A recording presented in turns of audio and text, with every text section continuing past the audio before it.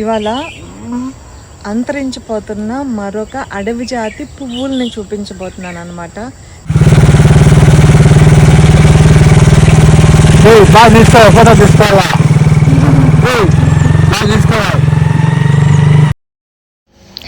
రొటీన్కి భిన్నంగా concrete jungle నుంచి, horror నుంచి, కన్స్ట్రక్షన్ సౌండ్ నుంచి, అనౌన్స్మెంట్ల నుంచి, విపరీతమైన నానా విధమైన శబ్దాల మధ్యలోంచి అలా ఒకసారి ప్రకృతిలోకి ఎస్కేప్ అయిపోవడం అనమాట. ఇది ఎండుటాకుల చప్పుళ్ళు, పక్షుల చప్పుళ్ళు, ఆ వివిధ రకాల ఆకులు, ఎండిపోయిన ఆకుల సువాసనలు, ముళ్ళు, కొమ్మలు, రెమ్మలు, రాళ్ళు, రప్పలు ఎండుటాకుల మధ్య నడుస్తుంటాయి. ఎంతసేపు నడిచినా అల్లుపు ఉండదు. చూడకుండా అనుకున్నా కొన్ని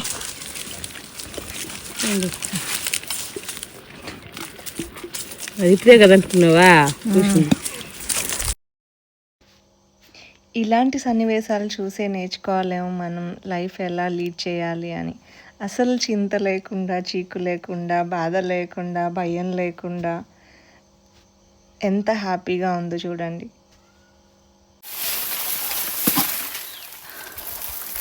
మామిడి పండ్లు న్యాచురల్గా మాగబెట్టాలంటే ఈ గడ్డి వాడతారు, అంతే కదా. బోధ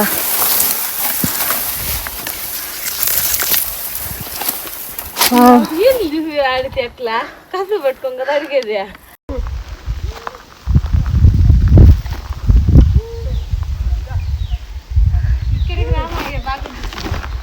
వస్తా.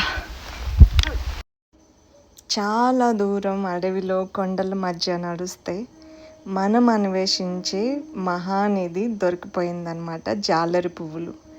ఇవే జాలరి చెట్టు. ఇది మన భారతదేశంలో పుట్టిన అరుదైన మొక్క. ఇప్పుడు మనకి ఇది అంతరించిపోతున్న మొక్క కూడా అనమాట. సో దీన్ని కాపాడుకోవాల్సిన బాధ్యత కూడా మనదేను. ఇది శివునికి చాలా ఇష్టమైన పువ్వులు. ఎక్కువగా శివరాత్రి టైంలో విచ్చుకుంటాయి అన్నమాట. ఇంకా ఈ చెట్టు నుంచి వచ్చే జిగురుతోటి సాంబ్రాణి తయారు చేస్తారు. అంతేకాకుండా హోమాల్లో కూడా వాడతారు. ఈ చెట్టు నుంచి వచ్చే కలపని దేవుడి గదికి ద్వారబంధనాలుగా వాడటం అనాది నుంచి వస్తున్న ఆచారం. అందమైన జాలరి పువ్వులు.